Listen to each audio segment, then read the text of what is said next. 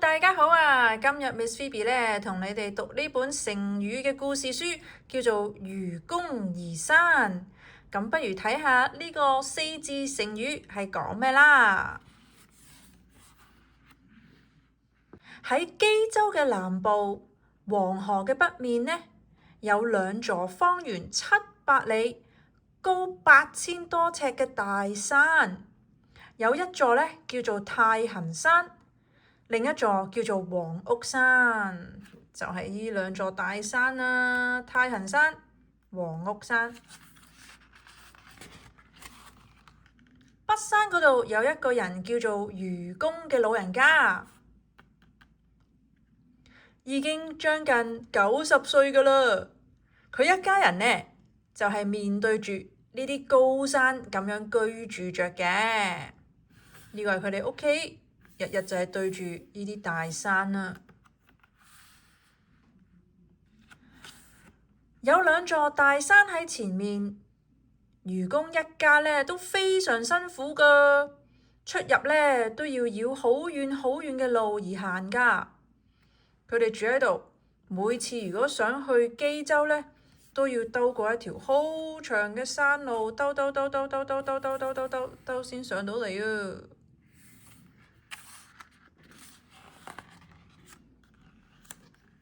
有一日呢，愚公就召開咗一個家庭會議。佢話啦：小朋友，因為前面有呢兩座山，我哋出去嘅時候呢都好唔方便啊。所以我想同你哋一齊盡全力剷除呢兩座險峻嘅大山，令到道路呢一直可以向豫州嘅南部去，到達漢水南岸。你哋覺得點樣啊？愚公就同佢屋企人開會啦，大家商量商量之後，七嘴八舌地表示同意啊！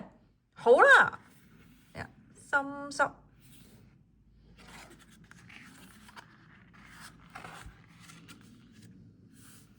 但係呢，愚公嘅妻子呢諗咗一諗之後，就提出疑問啦。佢話啦：我覺得有啲唔妥喎，憑你嘅力氣啊，就算細嘅山仔都挖唔平啦，又點能夠挖得平太行山同埋黃屋山啊？況且要將呢啲土同石頭搬晒落嚟，又可以擺去邊度啊？大家呢都係咁開始講嘢啦，就話啦：不如將所有土石都調到去渤海嗰度啦，仲有東北亳州嘅北部咪得咯。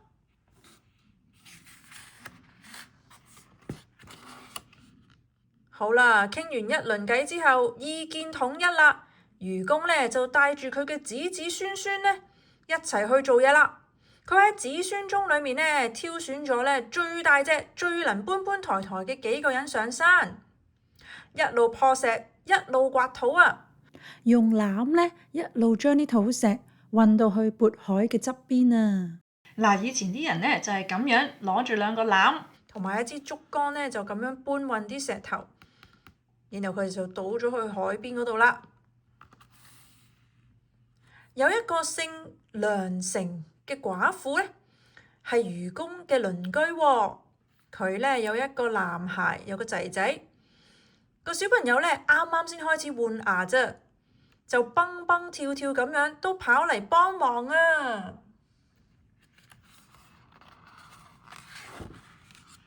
哇，做咗好耐好耐啦，冬天呢過去啦，夏天呢都嚟臨啦。運土石嘅人呢，先啱啱來回一趟咋，佢哋要行好多好多路啊！